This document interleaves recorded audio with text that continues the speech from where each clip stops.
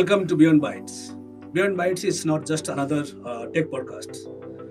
BeyondBytes deep dives into more insights, and we do not talk about usual conversations or jargons. We try to find out more experiences about the industry and the insights from the brightest minds in the industry. So today, for the first episode of Beyond Bytes, we could not have a better guest than Mr. Taran Singh. He's Vice President, Product Management at Keysight Technologies. Keysight Technologies is a leader in network security and observability. Welcome, Taran, to the first show of Beyond Bytes. I'm glad to be here. Thank you.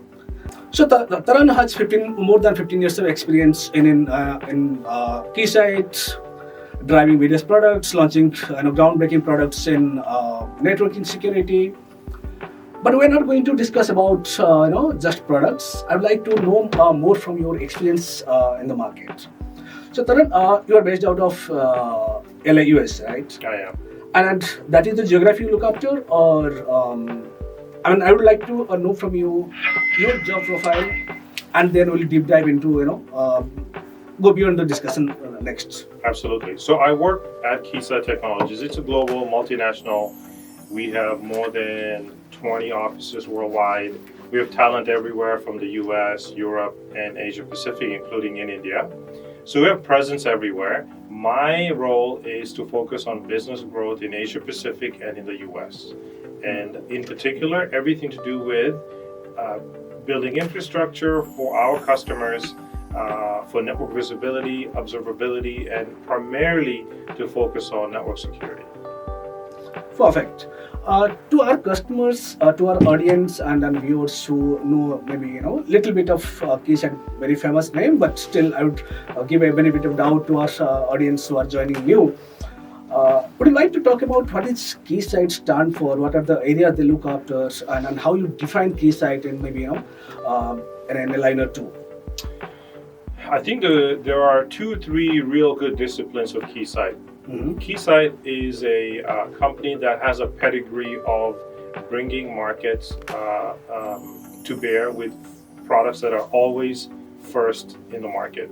So, for example, all the development that we've done over the last 5 years with respect to bringing 5G to market, all those roads led through Keysight. So a lot of our customers, from service providers, chip manufacturers, to companies that are using 5G today, have worked with Keysight. So we like to be first in market. That's one of the clear ways that we define ourselves as a company.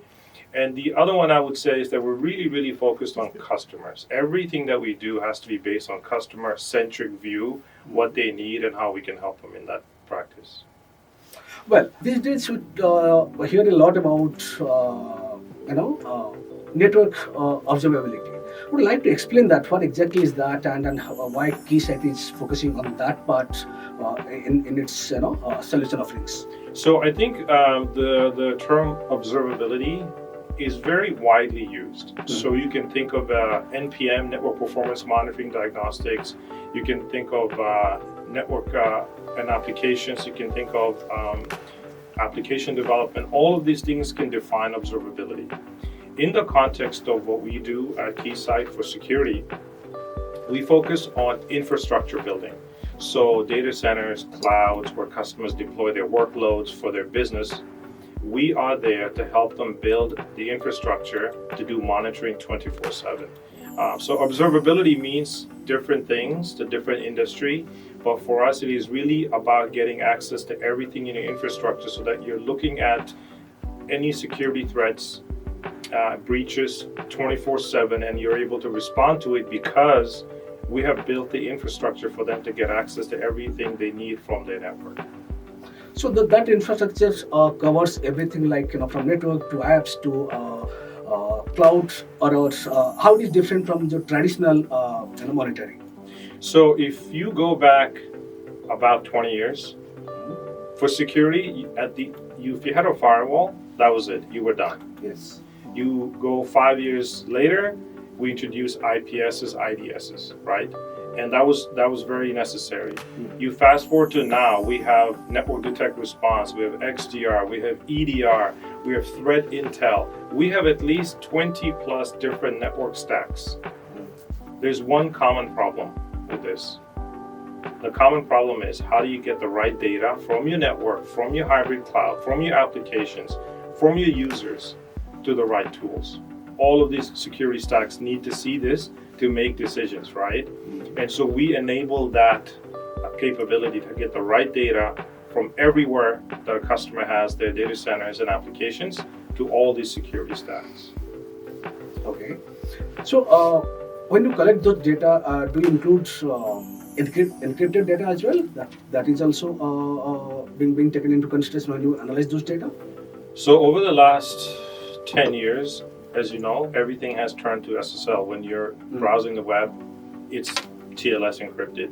So I think for security practitioners, it's very difficult now because a lot of threats are hidden inside SSL TLS.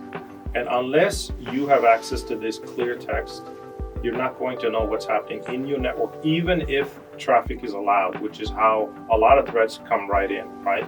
Through social engineering. So yes, we provide capabilities for customers to look at their core points of interest, decrypt such traffic, and then send it to the security stacks in order to do the analysis and threat reconnaissance. So Taran,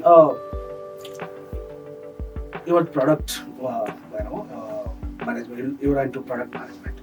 So these days, like after the entry of trespassing of AI into our life, the same tool is being used by the bad actors, and you have to use the same tool to protect yourself or the customers from these bad actors.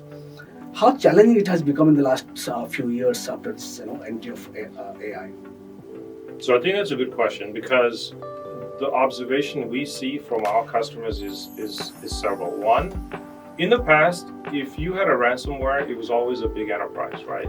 Right. Now, that is not the case. You can get attacked even if you're a small law firm, a police department, a seaport, a hospital. It's not just the multinational that get attacked. So I think AI has enabled you to mutate the attacks, make them more targeted, make them more frequent, make them more dynamic, so that you can actually now focus a lot wider on who you go attack, right? So on the dark web, you can find, ransomware as a service. Yeah. And this has become even more pervasive because AI enables these to be done faster, quicker, and more reliably. So I think our customers are always challenged, because not only are the tools supposed to help you, but AI is also creating the problems that it's meant to solve. So devising new products to address those challenges, has it become difficult for Keysight, or it has become the same for all the vendors across the industry? How the companies like you or your competitors who are in the same field are dealing with this? Because AI has obviously enlarged that surface area of attack, right? How we are looking at that, coming next future? So that's a loaded question. So I can answer it in two different ways. One is, a lot of our customers are already adopting AI. So when we're looking at network security, visibility, we're looking at enabling them to see the AI traffic as well. That's very important, because you can think of a simple example. If you're using Gen AI from the office, which is allowed, you may ask it questions. You may ask a question about something that you think is relevant. You may even upload a document from your corporate side to provide more details about the questions you're going to ask. Now, this is all fine until you may have provided information that can go out there in the public domain, right?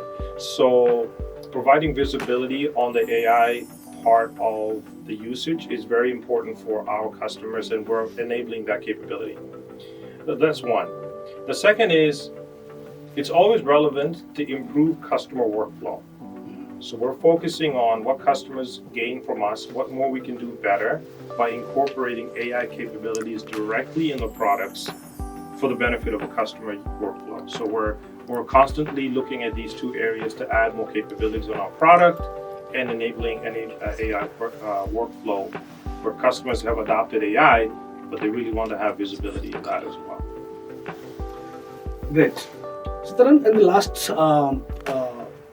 decade or half, you have seen that shift from on-prem to SaaS-based or cloud-based solutions. Has that increased the intensity of attacks because of this is cloud-based, or on-prem was little better in terms of everything was controlled inside one premises, so that you have a better control over that? How that shift is how do you see that shift? So I think the shift has been pretty dramatic. So imagine you have brand new workloads in the cloud. Mm-hmm. You now have a whole slew of new technologies. You have virtual machines, containers, serverless architectures, auto-scaling, capabilities that are between multiple clouds.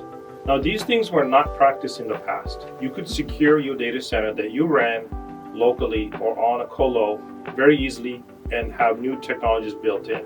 Now you're having to adopt at least 20 or more security stacks that are brand new for the cloud. SASE, CASB, you name it. There are a lot of these players that are coming in to protect your workload. So I think the transformation going from on-premise to hybrid cloud for security practitioners is very difficult because they are not able to apply anything that they generally do on-premise the same way onto the cloud. So we're seeing that our customers are using our solutions in the cloud, but the security stacks they're using are altogether very different. And this is important because customers in our regulatory industry like banking, finance, BFSI need to be compliant. So they need to follow practices there regardless of where their data is residing. So in a nutshell, over the course of the transition, I think customers have adopted new tools, but it is absolutely very difficult because these are new technologies that you have to protect. These are not the things that you used to do it on-premise. Yeah. Good. And then, if I ask you, what sets Keysight apart from its competitors? I mean, almost there are those leading names in the same space that you operate in.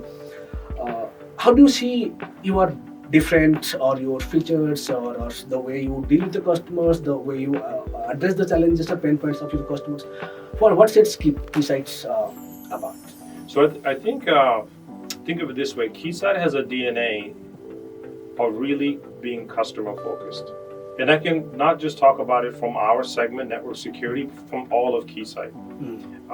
Everything that we build in terms of solutions, go to market, the sell through partners, the technology suppliers that we work with, it's all really focused on customers.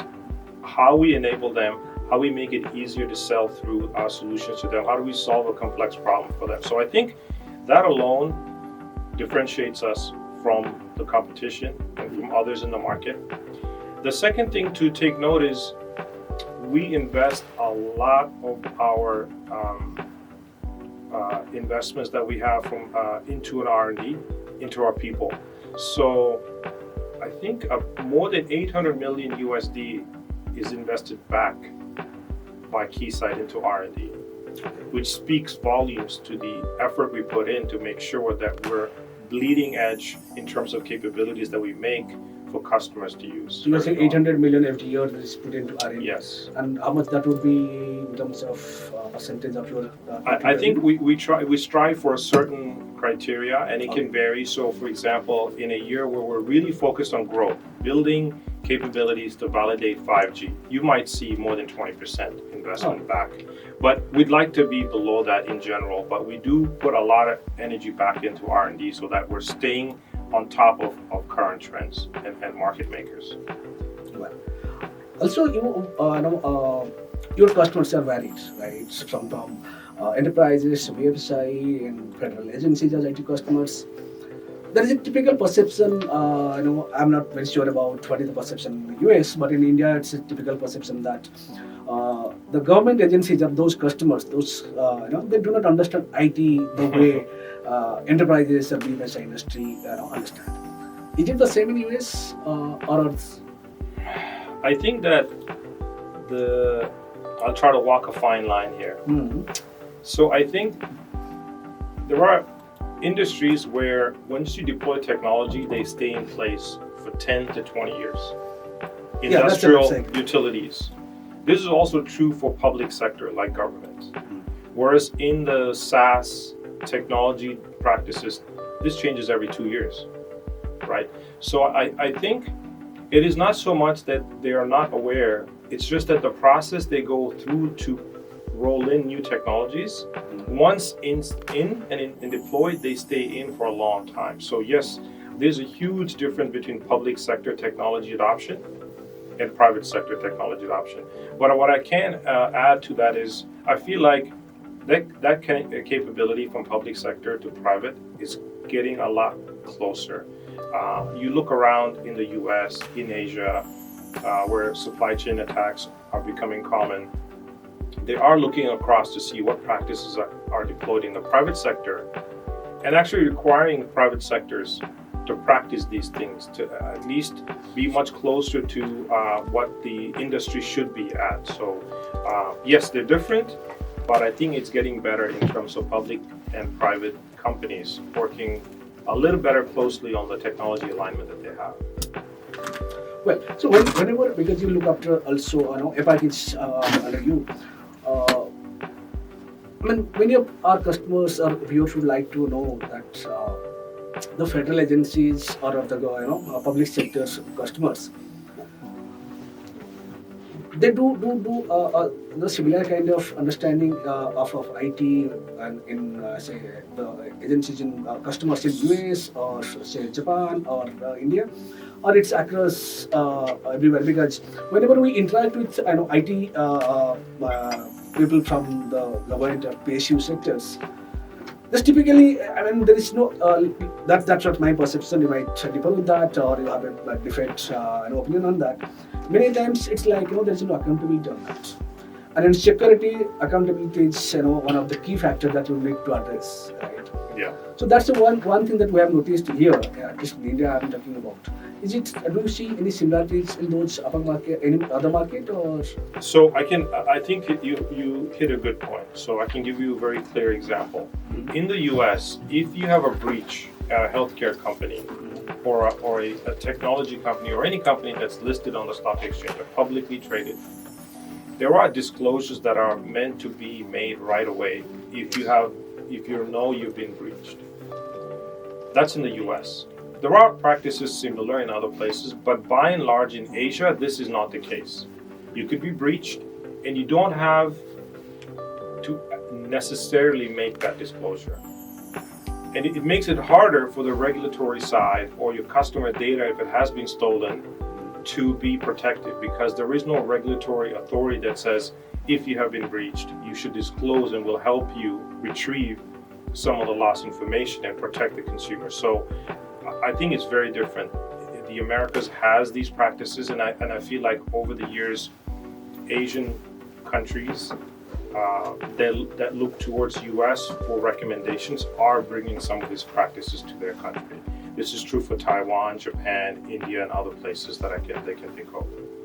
Yeah, I think that's a kind of maybe transition happening from say the way US is dealing with these breaches, or making those products or information available to the customers. Yes. Like I keep tracking CISA for its updates every day. They any vulnerability exposures. They keep on adding that. A couple of days back, there was some Keysight related stuff out there. So that practice is not yet prevalent in India or other countries, but I believe they're on the path to do that. Yes, I think they look to the US as an example of how they can adopt it and make it fit for their market. So I think that's happening. Adopting regulatory practices is not easy. It takes a long time, and it requires a top-down effort to do so. But I do think that is happening in the countries that I mentioned: Taiwan, Japan, India, and other places where cybersecurity poses a national security risk for supply chain, for your public services, and this is the reason governments have to look to adopt some of these practices. Well, so the other day I was speaking to some one CISO. He compared himself or all the CISO community as firefighters every day because of this cyber attacks or the bad actors very active these days, and AI has helped them, increase those attacks and all. So he compared himself to other firefighter every time I'm on my toes to tools. So how your daily life looks like, every day. How do you? I mean, you might have a team and you need to brief them. Can you walk us through your I think that so imagine security practitioners. What's the number one issue they have if they're in a SOC? It is alert fatigue. They constantly get alerted. Many of them are false positives. That's why you said they're always in firefighting mode, because there are so many alerts. Most of them are not important, relevant, they're false. So imagine a year goes by, you've been in the role, you found nothing, they're all false positives. But you've been reacting constantly to them because it's important, it's relevant. You can't ignore that. You can't ignore that. And eventually you get to the point where you start to ignore the alerts because you think they're going to be false positives. And this is where the risk comes in. So I think that's the first observation, is this alert fatigue. So I'm cautiously optimistic on something that is just now beginning, which is the agentic AI, where the idea is that it can work together with security practitioners, look at the alerts better, faster, take autonomous actions, and then alert any security practitioners that need to take manual intervention. And that should really allow the alert fatigue to go down and help practitioners really go do threat hunting for specific things that the AI is not equipped to. So I'm cautiously optimistic that goes into our security workflow. Typically, in cybersecurity, CISOs consider themselves as a firefighters. They're always on their toes. Every time and every day there are some alerts, whether it's false or positive, alerts. But they do always on their toes. Does that behave the same with you? Do you go through the same kind of anxiety? Do you team up with your team to handle those pressures every day, or how does that life look like for you? So I can talk about our customers. A lot of them are security practitioners, right? So CISOs and their teams that are security practitioners, the number one issue they have is alert fatigue. They get a lot of alerts.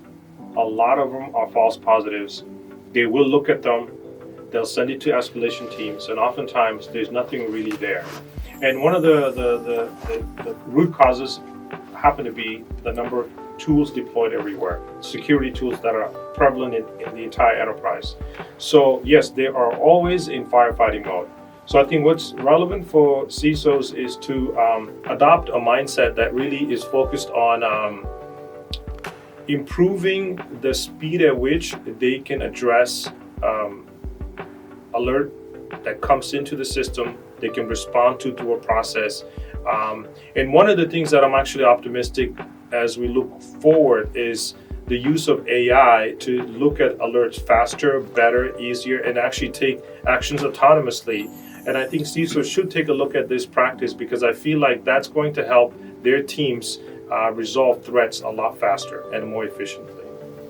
But the interesting part, the irony is, despite this, alert fatigues or false positives, you cannot ignore them, right? So the CISOs can't ignore them that this is, this has been a practice, or this has been a pattern. So you can't do that, right? Well, so Taran, we'll come back to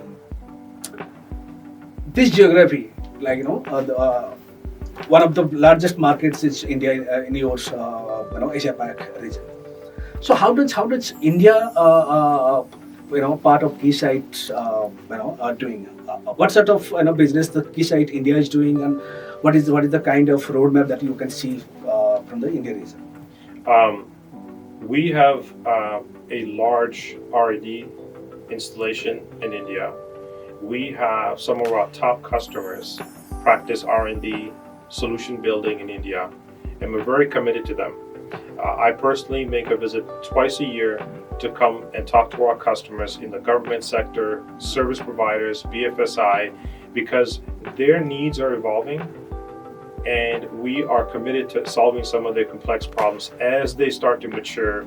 As we talked about earlier, they look to the US and other places to adopt best practices. This really helps us inform the things that we should be doing for the India market. So Keysight is very committed to this segment and this market because it is a growth segment for the world.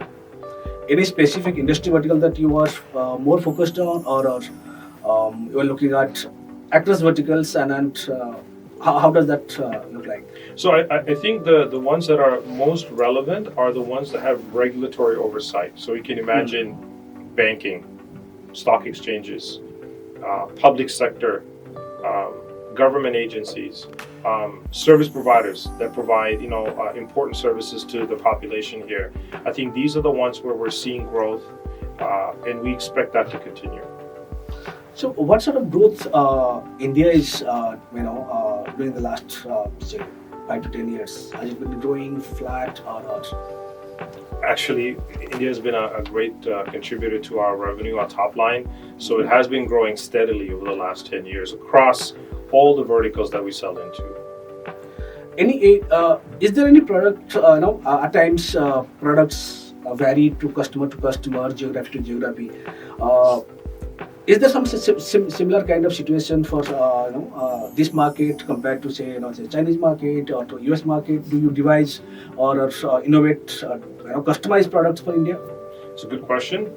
Over the last 2 years, we have visited India, and as a result of things that we saw here, we have developed specific products that make sense, that at least were originally conceived in India, that have applicability across the other markets like Europe and America. So yes, we absolutely focus on customer-centric extraction of problems so we can build solutions.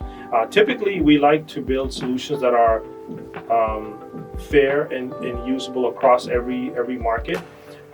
But we take the opportunity, if we have to custom build something that's really hyper-focused on this market in India, we will continue to do that. So did you say that you devised the Indian products, this product or solution was devised in India but being adapted to other markets? Yes, the requirement was put forward to us from Indian customers, but it made sense for us to adopt that as a way for others to make use of it too. So yes. Could you elaborate on that? Like what kind of requirement was that, or if you could name the customers as well? Yeah. Sure. So I can share what I can based on privacy of our customers, but effectively being able to monitor their networks, having high availability access to their network was important. So we built a product that is focused on providing access in a way that provides redundancy of information between two separate systems in the event one has to be taken offline. So this is important because if you're monitoring 24/7, having high availability, it goes a long way not having to take something offline to get some repairs done. So just as an example of that. And how many employees you have in India? I want to say we have a few hundred R&D and sales teams in India spread across different offices. I don't have the exact numbers, but okay, because that's based on all of our segments, and I focus on one of them. But overall, I think we have several hundred. But is there any expansion plan for India in terms of new hires or setting up new offices? We've constantly expanded. Actually, if you go back to our reports, as we expand, we make that public because we have had new R&D hires over the last several years. So yes, we continue to expand, and this is based on the investments we make in the products that we make here, manufacturing that we would look at doing here, things of that nature. So the investments there based on market. Perfect. And Taran, is there any new product coming up? Because I believe being one of the pioneers in your field, Keysight is they keep on innovating and adding new products into the market or new solutions to the market, and keeping the dynamic phase of the pace that the industry is moving. What are the areas that you're looking at to add more products or more solutions to address the customer pain points?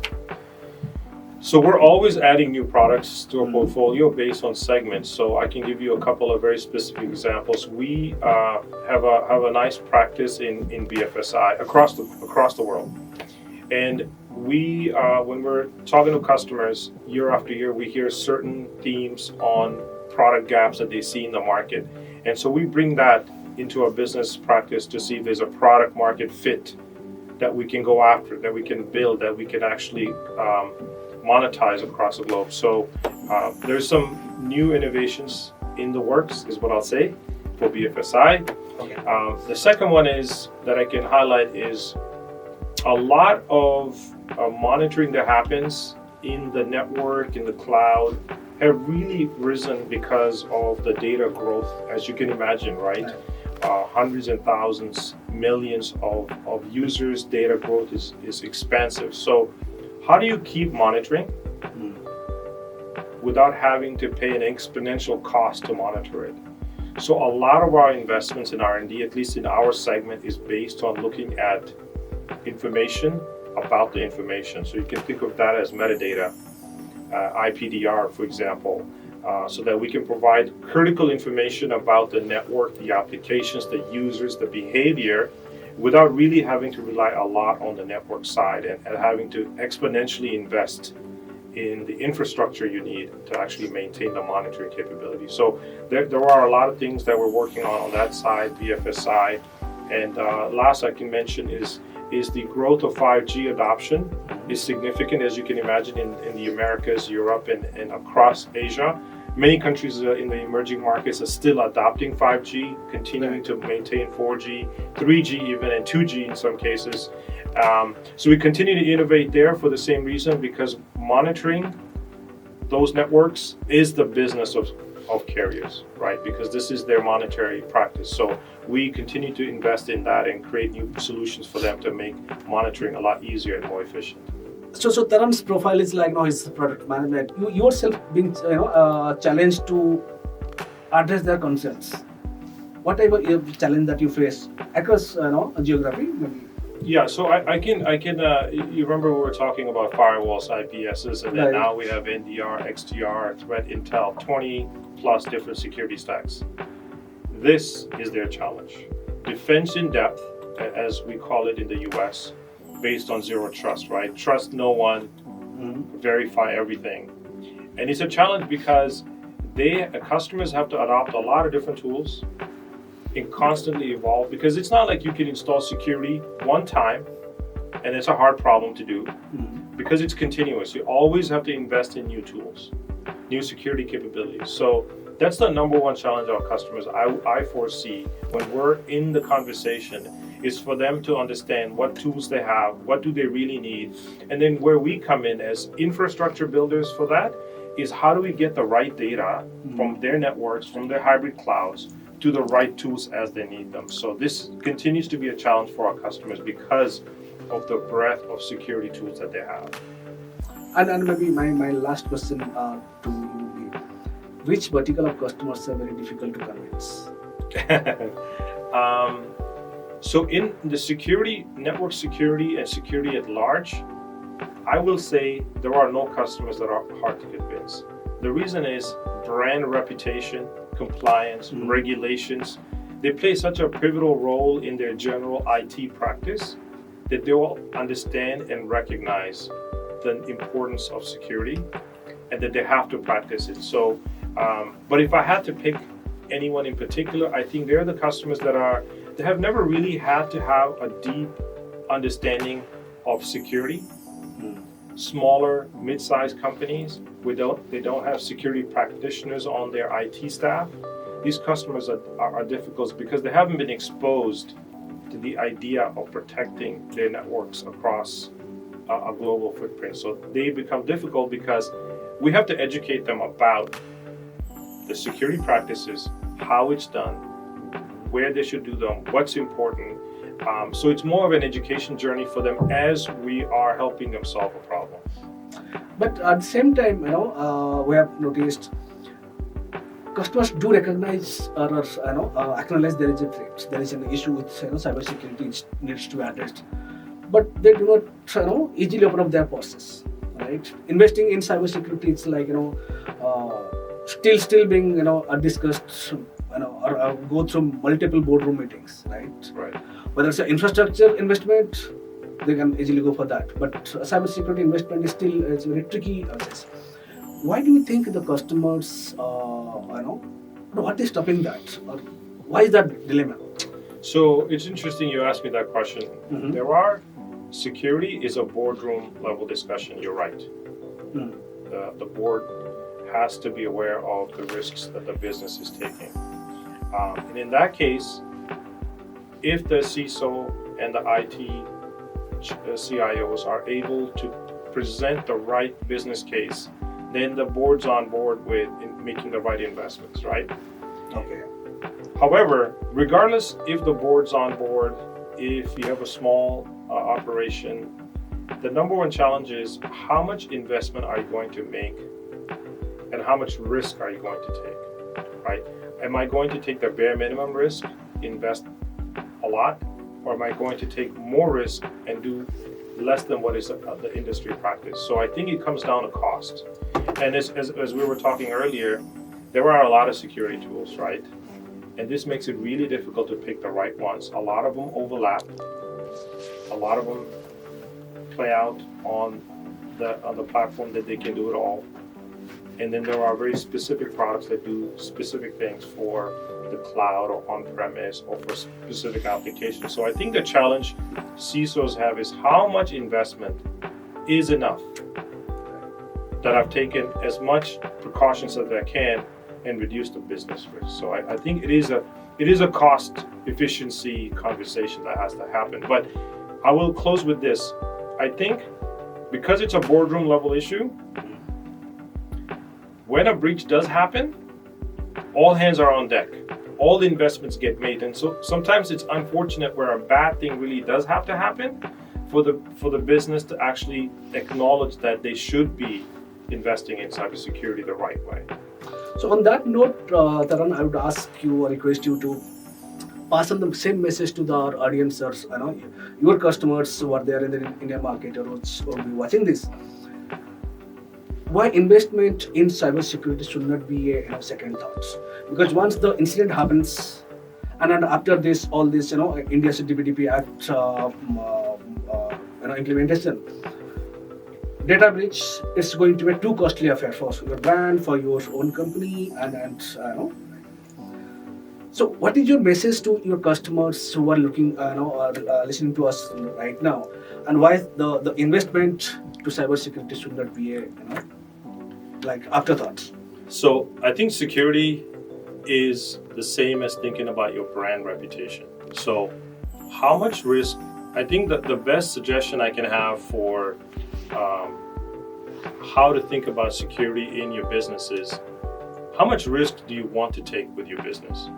Brand reputation, damage to customer information, and assess that with how much investment you make in the short term and the long term. So my advice is to make that comparison, the risk that you're willing to take, and the investments you're going to need to make to match that risk, because it all comes down to business risk that you're willing to take. And that's my advice, is to look at it from a risk perspective and invest accordingly. Great. And that's a fantastic conversation and so much insight, experiences that you shared. If you like this conversation or the discussion or the topics that we discussed, do like, share and subscribe to BeyondBytes. And this is not the end of this episode. There will be an exciting lineup of guests in the coming future, in the next episodes. Stay tuned, and we'll be coming back with similar kind of topics, and then you'll be getting technology, cybersecurity, and more. Thank you so much. And Taran, it was a pleasure meeting you, and it is a pleasure to have you as our first guests. I'm honored to be on your podcast as a first guest, and thank you really for having me. Pleasure to have you here. Thank you.